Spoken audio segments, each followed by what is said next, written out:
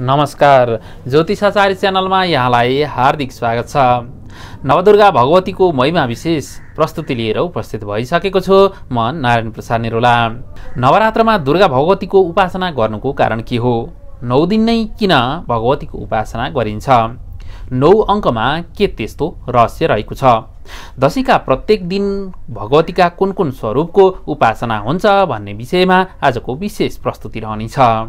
आरम्भ गरौँ परिचयबाट। नवरात्र भगवतीको उपासना गरी अभिष्ट सिद्धि गर्ने उत्तम समय हो। शुक्ल पक्षको प्रतिपदादेखि नवमीसम्म 9 रात हुने भएकाले यस समयलाई नवरात्र भनिएको हो।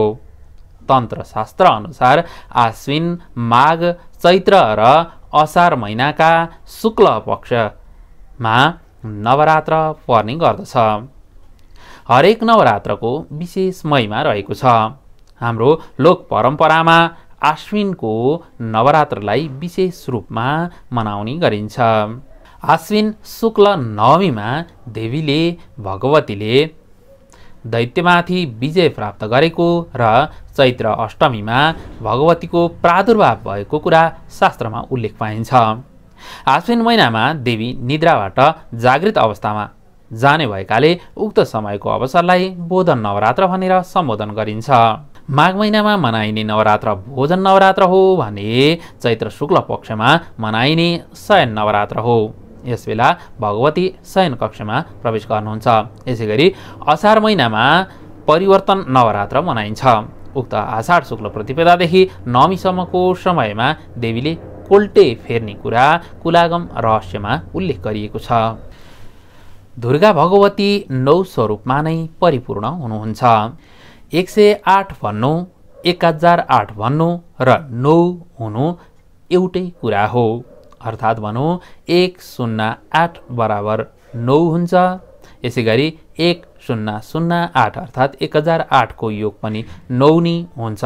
यसरी 1008 पनि परिपूर्णताको प्रतीक हो, 108 पनि परिपूर्णताको प्रतीक हो भने अङ्कमा 9 पनि पूर्णाङ्कको प्रतीक हो। यसैले हाम्रा समस्त कार्यमा पूर्णता प्राप्तिका निम्ति भगवतीका 9 स्वरूपको उपासना गरिन्छ। किनकि अङ्क पनि पूर्ण हो र भगवती पनि 9 स्वरूपमा नै परिपूर्ण रहनुहुन्छ।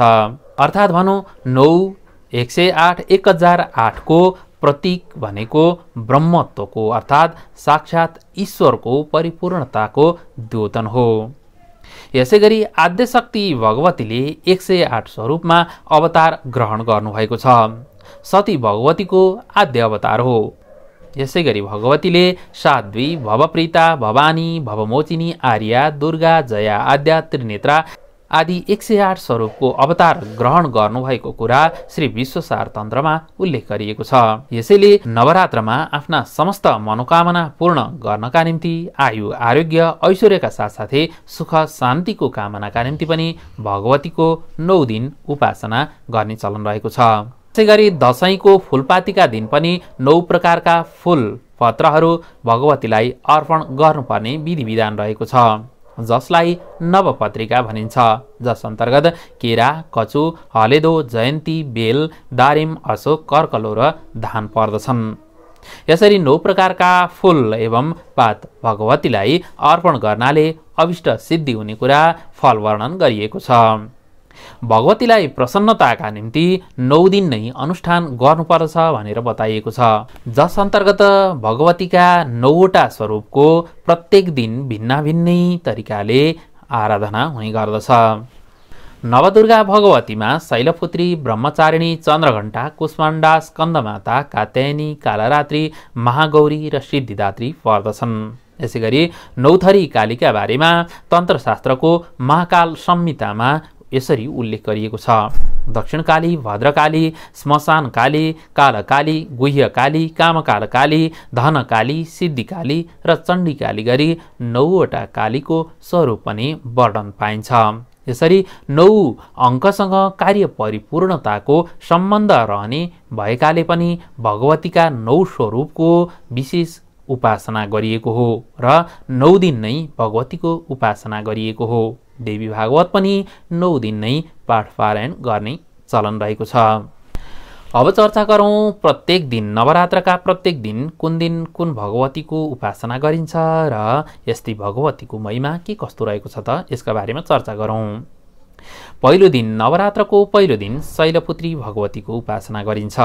पर्वत अर्थात् शैलकी छोरी, शैल भनेको पर्वत हो। पर्वतकी छोरीका रूपमा भगवतीले अवतार ग्रहण गर्नुभएको स्वरूप नै शैलपुत्री भगवतीको हो। शैलपुत्री भगवती पूर्व जन्ममा दक्षकी पुत्री सती रहनुभएको थियो। दायाँ हातमा त्रिशूल र बायाँ हातमा कमल लिएकी शैलपुत्री भगवतीको वाहन वृषभ अर्थात् साँडे हो। यसैगरी नवरात्रको दोस्रो दिन ब्रह्मचारिणी भगवतीको उपासना हुने गर्दछ। तप प्रदान भगवतीको स्वरूप नै ब्रह्मचारिणी हो। कठोर तप गर्ने भगवतीको शिरमा अर्धचन्द्र र शरीरमा अनेक प्रकारका आभूषण विराजमान रहेका छन्। दाहिने हातमा जपमाला एवं बायाँ हातमा कमण्डलु धारण गर्नुहुने भगवतीको स्वरूप पूर्ण ज्योतिर्मय एवं अत्यन्त भव्य र दिव्य रहेको कुरा वर्णन पाइन्छ। यसैगरी नवरात्रको तेस्रो दिन चन्द्रघण्टा भगवतीको उपासना हुने गर्दछ। शिरमा अर्धचन्द्रयुक्त घण्टा आकारको मुकुट धारण गरेकी भगवतीको नाम चन्द्रघण्टा हो। अर्धचन्द्रयुक्त घण्टाकारको मुकुट धारण गरेकी विशुद्ध स्वर्णमय दिव्य शरीर भएकी 10वटा भुजा र उक्त भुजाहरूमा विभिन्न शस्त्र अस्त्र धारण गरेकी सिंहासनमा विराजमान समस्त भूत प्रेत पिशाच आदिबाट उत्पन्न हुने बाधाहरू नाश गरी दुःख कष्ट हरण गर्ने चन्द्रघण्टा भगवतीको महिमा रहेको छ। सिंहवाहिनी भगवतीको मन वचन र कर्मले शुद्ध भई मनलाई मणिपुर चक्रमा केन्द्रित गरी श्रद्धा भक्तिपूर्वक श्री चन्द्रघण्टा भगवतीको आराधना गर्नाले भगवती प्रसन्न भई आफ्ना भक्तजनलाई दुःख दिने भूत प्रेत पिशाचहरूलाई घण्टाको चण्डध्वनिले भगाई सबै दिशाहरूबाट रक्षा गर्नुहुन्छ भनेर फल वर्णन गरिएको छ। यसैगरी नवरात्रको चौथो दिन कुष्माण्डा भगवतीको उपासना हुने गर्दछ। ब्रह्माण्डको रचना गर्ने श्रेय कुष्माण्डा भगवतीलाई प्राप्त छ। त्यसैले यस्ती भगवतीलाई आदि स्वरूपा र आद्य शक्ति भनेर पनि पुकारिन्छ।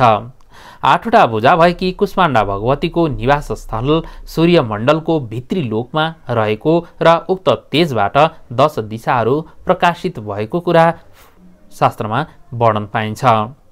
कुष्माण्डा भगवतीले आफ्ना 8 हातहरूमा क्रमशः दायाँतर्फ कमण्डलु, धनुष, बाण, कमलको फूल र बायाँतर्फ अमृतको पूर्ण कलश, चक्र, गदा र 8औं हातमा सबै सिद्धि प्रदान गर्ने जपमाला धारण गर्नुभएको छ। कुष्माण्डा भगवतीको उपासना गर्नाले सम्पूर्ण पापबाट मोचन भई सबै प्रकारका दुःख कष्ट रोग व्याधिहरूबाट पनि मुक्ति मिल्छ, आयु आरोग्य र ऐश्वर्य प्राप्ति हुन्छ भन्ने शास्त्रीय फल वर्णन पाइन्छ। यसैगरी नवरात्रको 5औं दिन स्कन्दमाता भगवतीको उपासना हुने गर्दछ। कुमार कार्तिकेयको नाम स्कन्द हो। स्कन्दकी आमा भएकाले स्कन्दमाता नाम रहन गएको हो। 4 भुजा भएकी स्कन्दमाताको आसन कमल हो भने वाहन सिंह रहेको छ।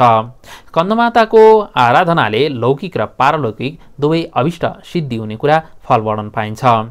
4 हात मध्ये दायाँतर्फको माथिल्लो हातले स्कन्दकुमार कार्तिकेयलाई काखमा च्याप्दै बायाँतर्फको तल्लो हातमा कमलको फूल र माथिल्लो हातले वरमुद्रा धारण गर्ने स्कन्दमाता पद्मासन सहित सिंहासनमा विराजमान हुनुहुन्छ। सूर्यमण्डलकी अधिष्ठात्री देवी भएकाले स्कन्दमाता भगवतीको वर्ण पनि सूर्यको जस्तै देदीप्यमान रहेको छ। यसैगरी नवरात्रको 6औं दिन कात्यायनी भगवतीको उपासना हुने गर्दछ। अत ऋषिका पुत्र कात्यायनले अथक तपस्या गरी भगवतीलाई पुत्रीका रूपमा प्राप्त गरेका थिए।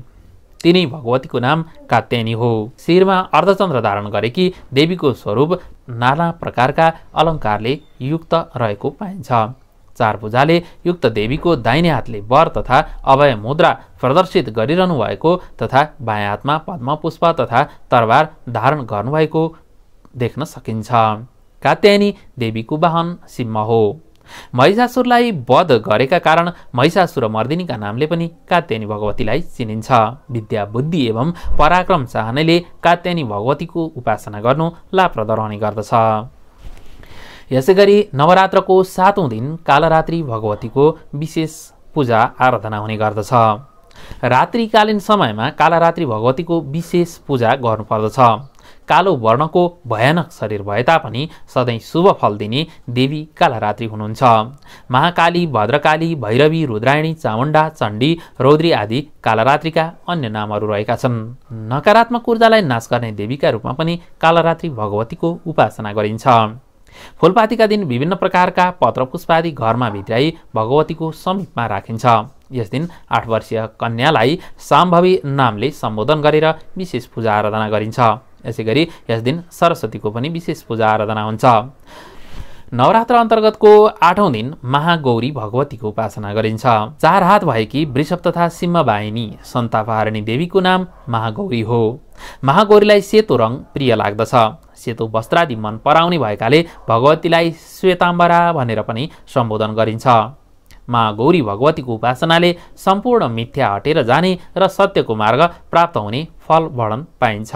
यसैगरी नवरात्रको 9औं दिन सिद्धिदात्री भगवतीको उपासना हुन्छ। महानवमीका दिन सिद्धिदात्री भगवतीको पूजा आराधना गरी सम्पूर्ण कार्यमा सिद्धि प्राप्त हुने गर्दछ।